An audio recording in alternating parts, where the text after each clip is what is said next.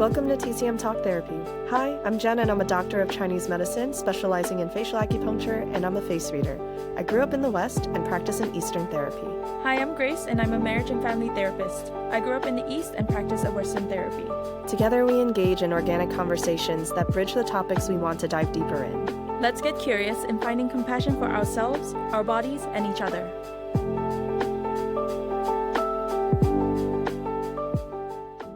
I think our listeners deserve a recap of They why do. we've been MIA. Yeah, they definitely deserve a recap because we have been very MIA with zero like acknowledgement. So the good news is Jen and I are still friends. We're still good friends. In fact, we probably become closer because of the summer. Oh yeah.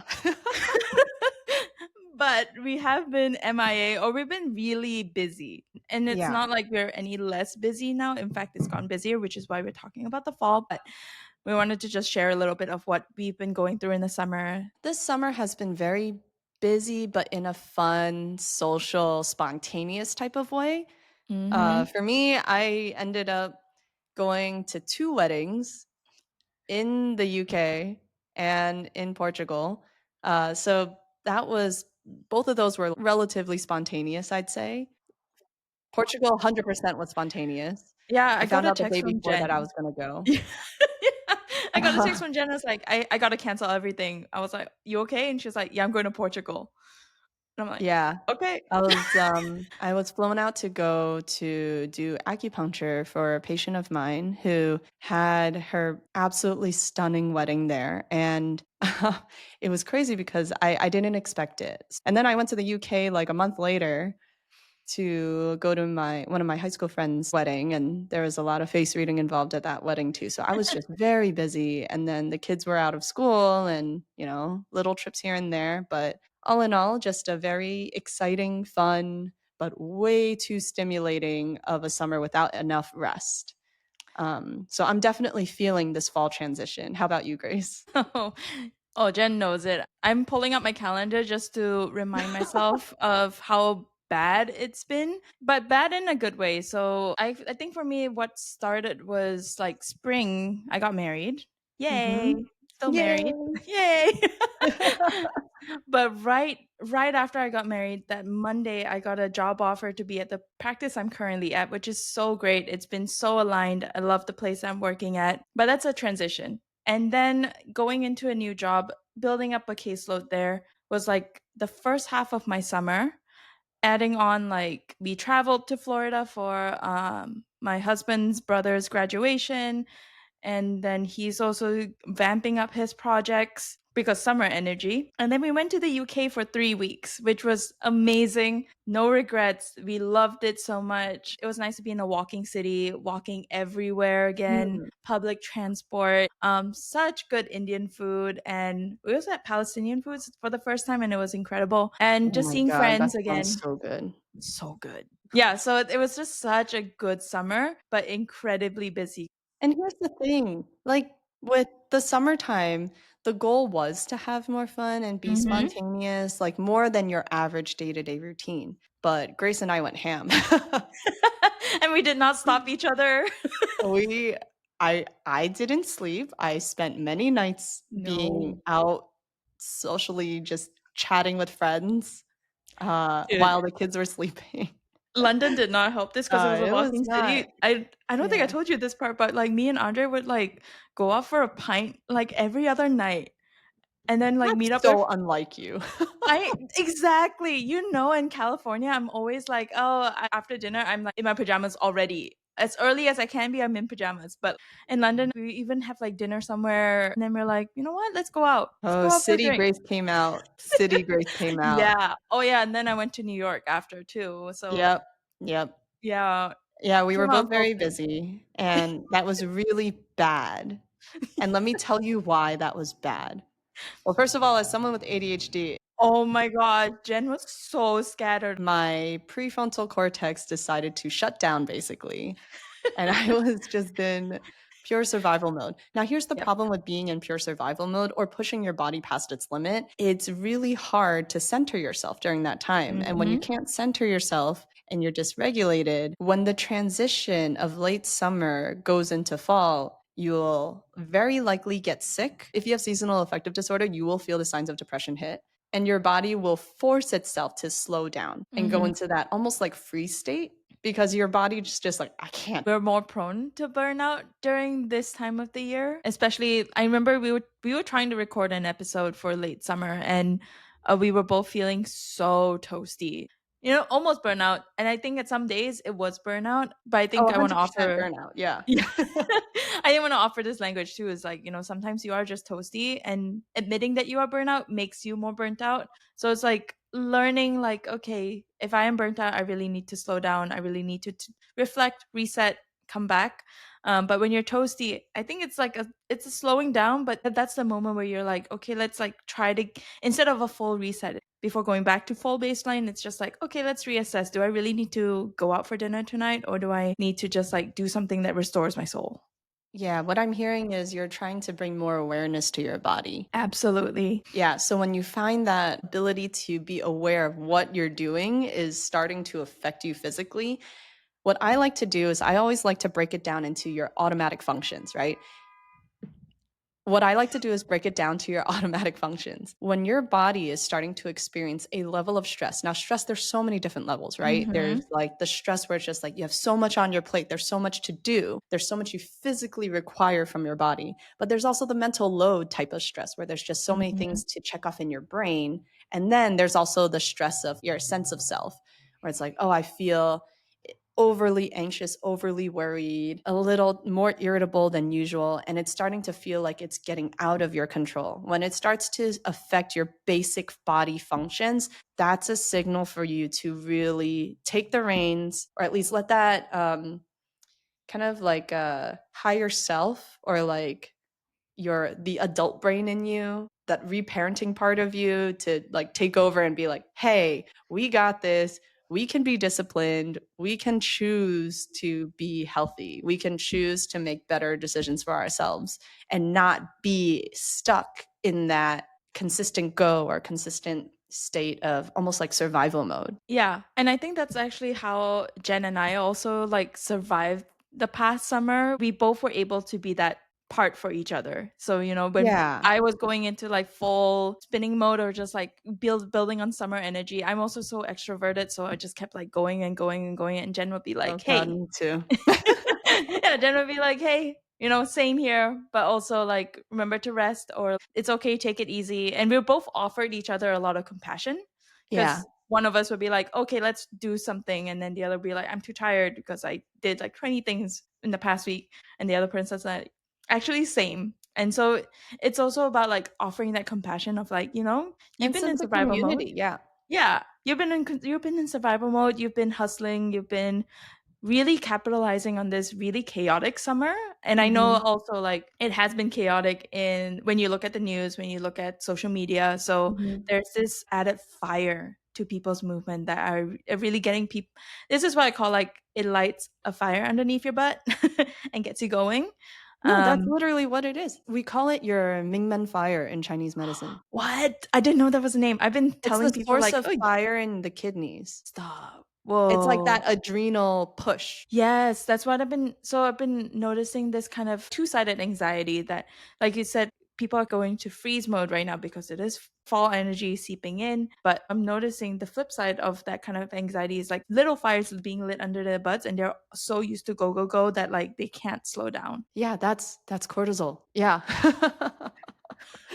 That's cortisol taking the reins, and then it really, like, your body just loses its self-regulating function and it can't slow down. Even you're just like, "Oh yeah, like I know I should." But it can't, because it's just been in that state for just long enough for it to not have that ability to pause and reflect back onto it, which actually is the theme of fall. Fall in Chinese medicine is all about that seasonal shift from that really yang energy into yin energy. So all the action, activity, the stimulation, the warmth, and the heat of summer, and that extra boost of energy is now declining. The sun sets a little earlier, the weather is getting cooler, the breeze is starting to pick up. People are going in more. People are not out on the streets as much. And if Mm-mm. they are, they really should go inside. But it's all about like this conservation of energy that has to happen after having that like full peak of harvest with like the moon festival, for example, which was just like what, 2 days ago, yesterday? Yeah, What's 2 days today? ago.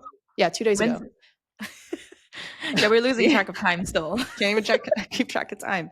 Yeah, but like even for that, it's just like, okay, once that peak of harvest happens, that's your signal in Chinese culture to really slow down, conserve your energy, prepare for the colder time ahead. And this also looks like conserving your physical energy, your social energy, your mind has to like adjust, less outward expansion and more conservation and reflection. So now is actually a really great time to go get acupuncture and go to therapy.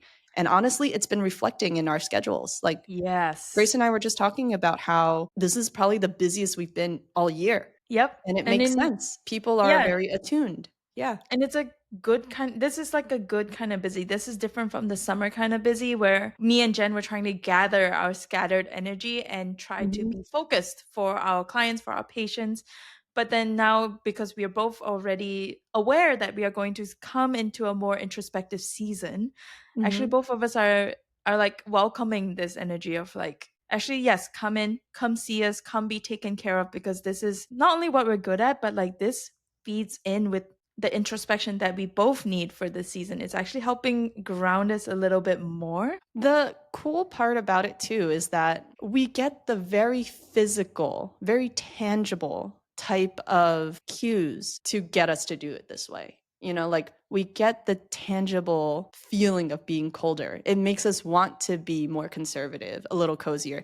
The shift in weather is getting colder, so then we want to eat foods that are warmer, you know, cooked with ginger, stewed for a long time. We're leaning away from things like watermelon and smoothies and, you know, like the cold raw foods. And, you know, the things that look more appetizing now are the things that are cooked a little longer, steamed, soups, you know, like more nourishing type of foods, which is really essential because our digestion really does take a hit and our immune system takes a hit during this seasonal change. There's this part of your brain called the hypothalamus, Mhm. and that's kind of like your body's like self-regulating smart control center, right? Like it's in charge of homeostasis or that sense of balance and control of that very physical state of, okay, there's too much of this. I'm going to try and balance it out by bringing some of this over here. It's that state of balance in the body. And that's exactly what acupuncture really focuses on.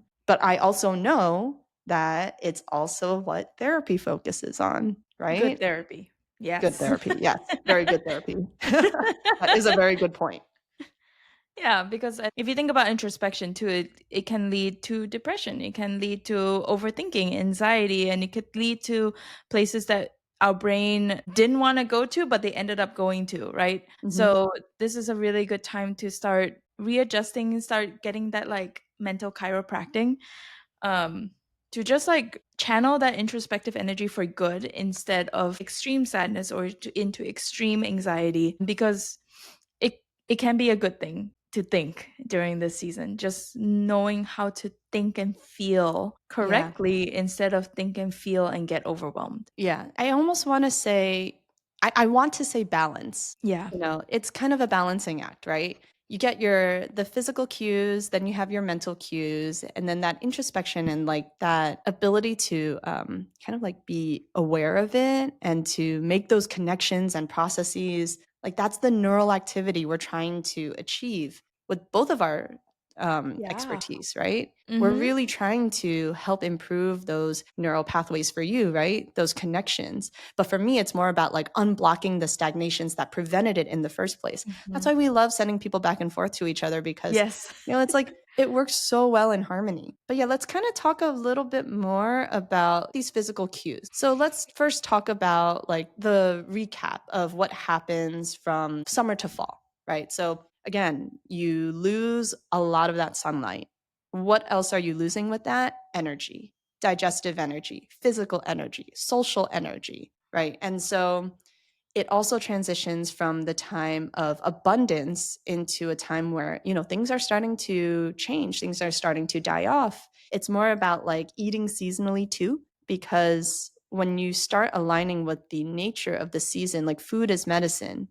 Um, it's the reason why, like, I'll use tea as an example. There's green tea that grows in the shade. There's black tea that grows under the sunlight. So you want to change into things that have more of that boost of that extra sunlight energy, extra yang energy, um, extra movement. So now is a good time for like eating more protein, like animal-based protein, compared to the summertime where it really was like, it's like, okay, yeah, you can have more plant-based food because like it's more cooling. Yeah. But now it's like you really want that nourishment.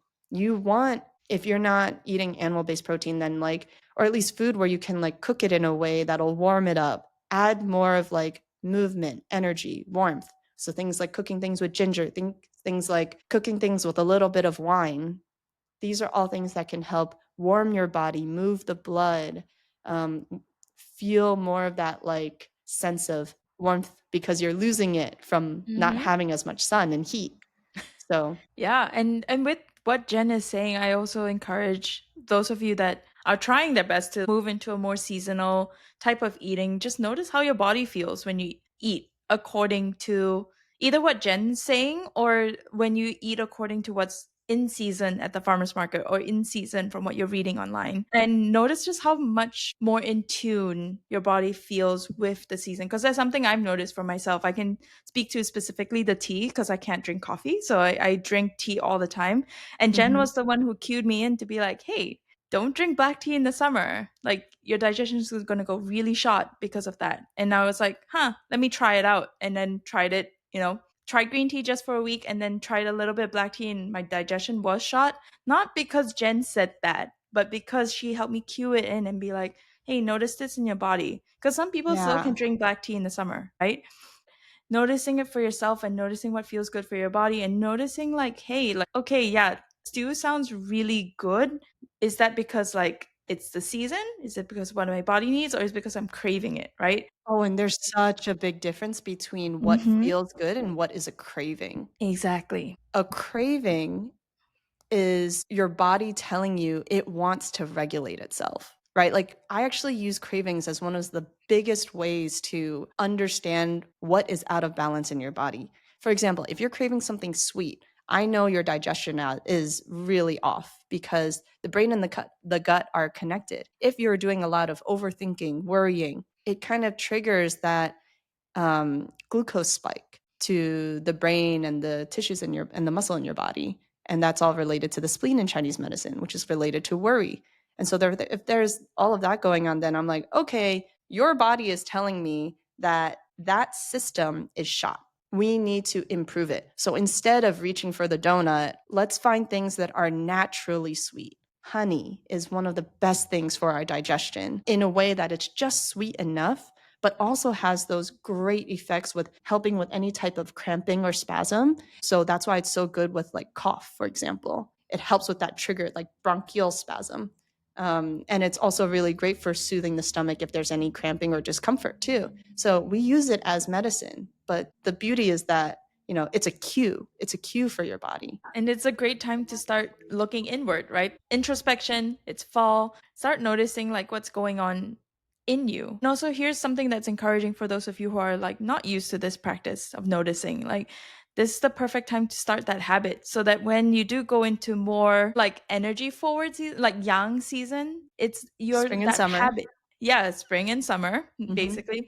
What you're doing in fall and winter, as I remember from our first episode, it's like you are preparing for what's next. Like, and if you're not actually preparing, if you're not actually thinking, if you're not actually reflecting, then you're not going to be prepared for the next spring and summer. And it's going to come around the corner. Time goes by really fast. The beauty of the 5 elements and these seasonal transitions is that every marking of fall and spring is like a chance for you to grow. So metal is the element for fall. And during that time, if you are able to reflect, have that introspection, it provides a lot more clarity on what you actually want, what you're dreaming of. Metal is all about this like dreaminess, this type of like utopia, what the best could possibly be, this visionary type of effect. You could have some of your best visions and dreams. Actually, yeah, you probably could have, like, if that's something you get, like visions and dreams, yeah, you probably could get that. But this is also like business ideas or like passions that you didn't even realize you had. Like these are times where you can really reflect and be like, what do I want? What do I like? What am I capable of? Like these are questions you can ask yourself during this time too. But it's grief work at the end of the day. And metal is the time of grief. Like it's the emotion associated with the season of fall. And that's why grief work is not just about grief. If you haven't listened to it already, definitely go listen to our episode on grief, because we definitely dive into this more. But grief is beautiful because it lets you kind of like reflect on the things that have happened throughout the year. And it gives you that pause and ability to gain more perspective, gain more of like a knowledge out of it as the outcome of it. Yeah, and I think that's It helps you grow. yeah, it helps you grow. And I think this gives a lot of hope to a lot of folks who experience seasonal depression, especially in this time. There are people close to me that do experience seasonal depression. And I already started messaging them last week, like, hey, are you preparing? Are you exercising? Like adding a little more exercise, a little bit more movement to your routine, because it's going to get harder as the sunlight gets less, and like it gets colder, and your depressive parts or your parts that feel heavier get heavier because of the season. And so I'm like, this is the time where you start to really channel that last ounce of summer energy, but also use that fall energy of like thinking, planning, start planning for this season of grief that you're going to go through. And the best part is you don't have to do it with no support. Like there's so many ways to kind of fake that yang energy. Every once in a while, have a dinner with friends. Every once in a while, use red light therapy to help mimic the sun. Like red light therapy is actually one of my favorite tools to use to help with seasonal depression on top of acupuncture. Moxa is really great. Warm, nourishing meals are great. Adding a little bit of spice or pepper, something that makes you sweat when you eat, that's another way you can help it too. And it's very physical manifestation. So just think of it in a way where it's like very clear, very simple. Am I feeling hot? Okay, I'm going to cool my body down. Am I feeling cold? Okay, I'm going to warm my body up. And this I hope like reduces the fear as well, like because a lot of people fear grief, a lot of people fear heaviness, a lot of people fear feeling, right? That's why how they else end up. are you going to grow? That's the thing. That's why I love doing in therapy as well. Like that's the part where I look forward to getting to see people feel for the first time in a long time. It's such a privilege, it's such a joy, and it's icky. It's not fun. A lot of us don't like feeling because feelings are not productive. Our feelings are deemed as not productive. It's shunned upon, like there's a lot of people out there who find so much discomfort in feeling that they will suppress it so much to the point where their bodies will override it. And there's nothing that will cause more constriction in your circulation than emotional stagnation. Yeah, and I've gotten referrals from people who come to me being like, "Oh, I struggle with feeling, or I'm scared of feeling." And when we work through that fear of feeling, ultimately it's this sense of this control, like parts of you that want to control how things go, and that's so normal and that's so real. But the parts of you that feel, they're good at feeling, and so we should let them out and feel once in a while.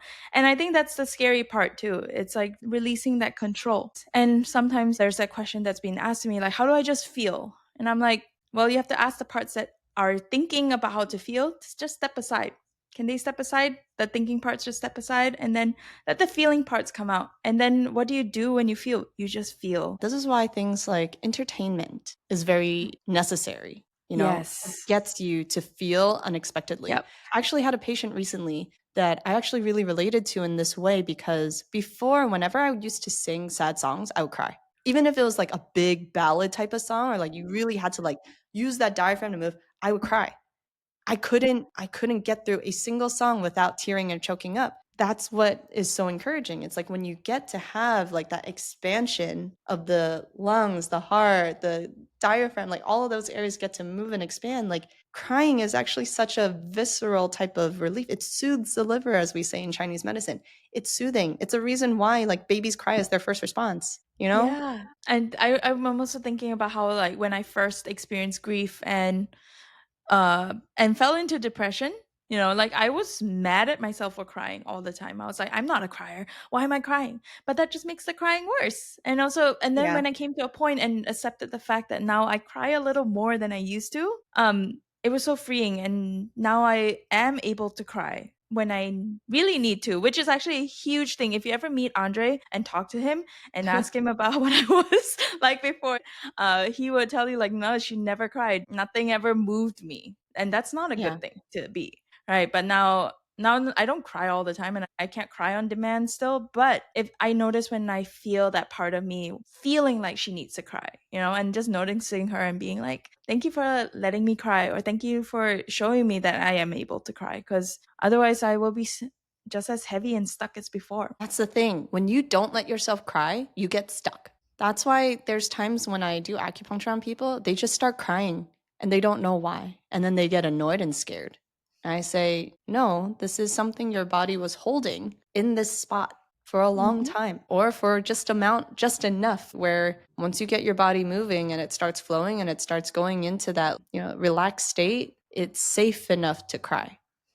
And it's all about that feeling of safety that you want to build in your body at the end of the day. I remember meeting someone who hated fall, which I don't understand. I love fall, but when I I love asked her, fall. like, I know I love What are fall. weather for the win? I I was like, I think this is a part of our alignment, same page energy. We love fall. But It's the metal in us. I met one person who lived in New York and didn't like fall. I know, and I was like, fall in New York is the Fall in New most York is the beautiful. best time of the It's the most year. beautiful time. And she was like, yeah, but then it's just like everything's dying. And I'm like, actually that's a good point, but that's also an indicator of like if you don't like things dying, if you don't like letting things go, if you don't like the natural order of things and how sad it is. Like I actually I don't think about this often, but I do think about it often. There's an existential part of me that thinks about how unnatural death is and how sad it is that we actually have to experience death, either death of a loved one, death of a person that we care about, death of old age, or even death of parts of us, younger parts of us that we've had to yet let go. That's something that me and Jen talked about recently. I think it was just like about like teenage parts that we had to let go and then they Oh, yeah. resurface. Yeah, like even feeling that of like, oh my God, I'm not a teenager anymore. That's sad. That's sad. I want to I be don't dumb know if and it's young. a super sad thing. Maybe not for some, I but think for me, it's I was like, great. wait, I do miss being like so dumb and inconsequential. Yeah. No, there's parts of us, but again, it had to in order for you to grow, right? So the beauty of death or something dying is that there's chance for something new. There's a chance Mhm. for something to come out of it. In some practices of religions, they don't believe in like pure death. Yeah. They think that there's reincarnation and stuff like that. Mhm. Like sometimes I feel like even though I'm not religious, right? I like that idea so that I don't get scared of death. Like there's parts of me that will still live on, whether it's through legacy, whether it's through being able to come back into this world, or whether it's through being able to just like have a sense of something Mhm. new or the chance of something to be better to come out of it. I think it's so hopeful. And something that like I like to offer when that happens is like, like it feels like death is so final, but I think as long as we remember, then that death is not final. Well, that kind of Like brings us back to that part we talked about in the grief episode about how there's like that loss of ritual. mhm. Of, like, Exactly. remembrance, like, certain cultures are really good at it, Yeah. like Dia de los Muertos, great, coming up, right? Celebration of life. Mhm. Reframing that way of talking about death and making it more about remembrance, that's beautiful, yeah. Yeah. Metal is also all about beauty, like, being able to Mm. see the beauty of the world, see the beauty and appreciation for it, and the gratitude towards it. Because opposite of grief is gratitude, right? So if you're able to translate all your grief and like all the hardship, all the sadness, all the frustrations that come with grief, and you're able to translate it in a way where you gain perspective and see the beauty of it, that's growth and that's beautiful. I know. I'm like, "Oh, that's And it how lets go of your wrinkles too, if you really want to know that. Yes." That's a lot of the work I do. When people come to me, they're just like, Jen, I have this wrinkle. I have this wrinkle. I don't want it anymore. Get rid of it. I was like, all right, well, then you have some work to do because your emotions and expressions are really what holds on to that repetition of movement that creates the wrinkle in the first place. So if you really want to get rid of a wrinkle, first, you got to know what it is. If it's grief lines, it's usually like the crow's feet that angle downward towards the cheek. And if it starts going into the cheek, that's like real grief, deep grief that you have to process. And once you process it, it can be let go, because then you won't keep doing the expression that happens when you're feeling the grief, or suppressing the grief, I should say. Yeah. Wrinkles can be let go of internally without any work. You don't need Botox. You don't even need acupuncture sometimes. Sometimes all you need is therapy. Yeah, and sometimes I'm like, all you need is acupuncture. You don't need to talk about it more. You know, you need someone to just poke you and hit the right points in your body. Yeah, and I get think things it's more about flowing. capacity at that point, right? Like some people, talking about things is not how their body functions. And that's okay. If they're more of like, their body just needs to do, they just need the physical release, and their bodies will comprehend it and they will process it in that way, that's fine. That's why I feel like sometimes when with people who are like, oh, you know, like I can't do therapy, it just doesn't work on me. Like, yeah, I believe them. Same with acupuncture. Sometimes they're not the people who just need that physical release. Their bodies are fine, but it's the mental blockage that happens, and I can't do that for them. So go to Grace. This is why, well, one, this is why like me and Jen work so well together. We share a lot of the same language. We understand why the other person's doing what they're doing. And so when we do share clients and patients, it's like so fun for both of us. It's a lot of fun for It's us. so joy giving to both of us. Yeah. It gives us so much more dimensions to our work. It gets our thinking part super excited. But the second part is like fall is such a good time for both of our work, and we both love what we're doing. And this is also where I hope I encourage people to do things that you love. You know, these Or are just do things for yourself. yeah. You know, because like so much of our lives are catered to like, I have to do this for this. I have to do this for this person, I have to go to my this birthday child, for my party. parent, for my Yes. colleague, for my boss, Mhm. for my husband, for my wife, for, you know, for somebody. But this is really about a time where it's like, allow yourself to do it for yourself. Because the more you work on yourself, the better the world will be, because we can't control others, but we can control ourselves. Amen to that. Hope you enjoyed this episode. If you did, give us a 5-star rating on Spotify or leave us a review on Apple Podcasts. It's a small little act that helps other listeners discover our show. And if you haven't already, click the follow button to make sure that you don't miss the next episode. Lastly, connect with us on Instagram at TCM Talk Therapy. We love hearing from you. Thanks, and tune in next time for more TCM Talk Therapy with Jen and Grace.